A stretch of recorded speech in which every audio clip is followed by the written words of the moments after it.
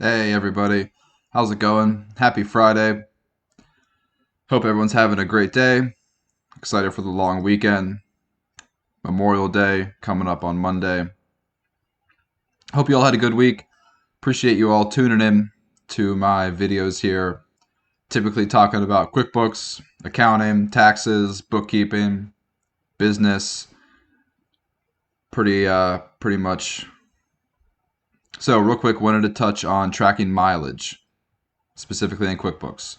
So little background, if you are tracking mileage for your business, there's two things you can do. You can have a business vehicle and you can set up a depreciation schedule and you can report the vehicle as an asset and then you can expense it every year a little bit at a time, probably like 20% every year for 5 years. So you report the entire value of the vehicle and then any repairs and maintenance on the vehicle, anytime you get an oil change, anytime you change out the tires. So that's one option. If your vehicle is used for business and if you use it on a regular basis and you want to report that vehicle as an asset and then depreciate it. The second option, which is more likely, probably what most small business owners are doing, is you have a vehicle and you use it a little bit for personal and a little bit for business. So you could take the standard mileage deduction. It changes every year. It's usually right around 50 cents a mile. But you want to track your mileage in some type of log. So if you take the standard mileage deduction, you're not going to be able to expense the depreciation on the vehicle. You're not going to be able to expense repairs and maintenance, oil change, anything like that. The one thing you can still expense, even if you take the standard mileage deduction, is you can still expense parking fees and tolls. So if you pay to park or if you pay to drive on a toll road, those two expenses can still be expensed as long as it's a business trip.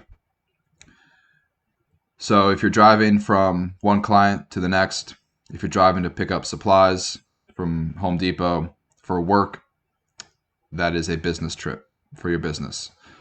So you want to keep track of that mileage. One thing to keep in mind, you cannot deduct your commute from your house to your office or from your house to your customers unless you have a home office. If you have a home office, then you are technically going from your office to another office or from your office to your customers, from your office to your clients. So that trip can be expensed. So that's a pretty good benefit of having a home office. You can deduct mileage from your house, your home office, to the next place you go. I'm not going to talk about a home office expense, but definitely look into that if you have a home office or someplace you work inside your basement, spare bedroom, wherever you work in your home. So, a bunch of ways to track mileage, and probably 80% of tax clients I've heard of are pretty loose with their mileage tracking. And it's up to you how organized and you want to keep your mileage. But I would always recommend being as organized as possible, especially getting started. You don't want to make any mistakes. You don't want to pay any penalties or fees for any information that might, not be completely accurate. So always recommend being as organized and accurate as possible. So mileage is something that's really, really hard to retroactively account for. I have no idea where I drove in February, no idea where I drove in March, barely know where I drove yesterday. So what you're going to need to do is keep an accurate journal, a mileage journal, keep it in your car, keep it on your phone, keep it on your laptop, and just record on a daily basis where you go and how far you go. So I know there's a bunch of applications for your phone. I know QuickBooks has an app for your phone that you can track mileage. I don't do that. If you want to do that, sure, that would probably work for you. But for me, I don't drive a whole lot with my bookkeeping business. But if you're a salesperson, you're probably driving a lot. So maybe it'd be beneficial for you to have some application on your phone. But for my bookkeeping business, sometimes I drive multiple times a day, but mostly it's just one trip a day, visiting a client, going to the bank, going to my vendors. So it's pretty straightforward for me to keep track of my mileage. So what I do is I just have a little note in my phone And then at the end of the day, when I open up my QuickBooks or open up my Excel spreadsheet, I just report that trip. So it's super easy to do in real time. Like I said, it's going to be nearly impossible for you to go back in time and account for this, but just set up a schedule where once a week you go into your QuickBooks and you just add trips, add the mileage. So in your QuickBooks account here on the left-hand side, they have a mileage tab, and it's super simple. You just have your vehicle in here. You probably only have one vehicle, maybe you have 2 trucks, 3 trucks, but chances are you probably just have a car or an SUV or something like that where you're using it for personal and business. So this is for business trips, so you just want to report, on what date. Let's say I'm doing this for yesterday. So yesterday, it's super straightforward.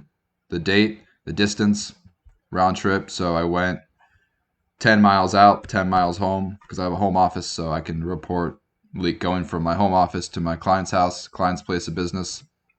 So I went 10 miles out, 10 miles home. You don't even need to necessarily put in your start point, your end point.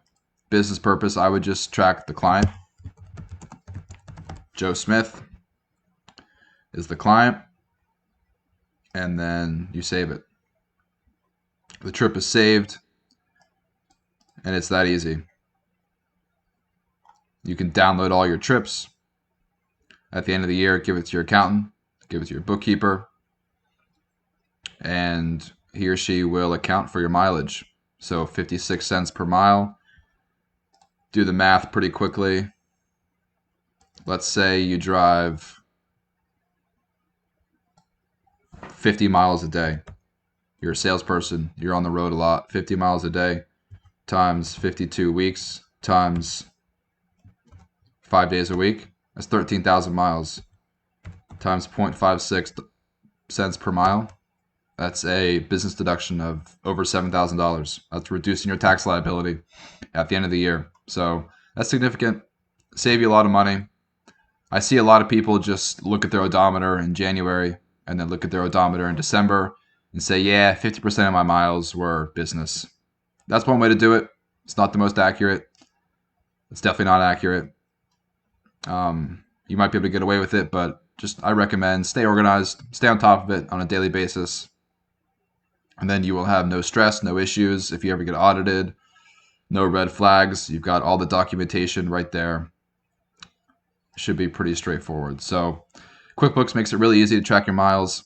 If you guys have any questions about your business, your bookkeeping, your accounting, your taxes, please reach out. I'd love to work with you any way that we can. And if I can't work with you, I partner with a CPA. He can definitely answer any of your questions. So I hope that was helpful. Remember to track your mileage. I think it's something that's often forgot about. A good way to get a couple $1,000s off your net income for your taxes at the end of the year. A couple $1,000 reduced your tax liability, save you 20-30% of that. So hopefully save you a couple $100 at the end of the year. Just remember to stay on top of it, keep accurate records, and then tax season should be a breeze. So my name's Zach Pasquarello. I'm a certified QuickBooks Pro advisor. I own Harrisburg Bookkeeping. If you all ever need help with your business, your accounting, your taxes, your bookkeeping, reach out. I'd be happy to work with you. Appreciate you all watching my videos. Have a great holiday weekend. I will talk to you all in the next video.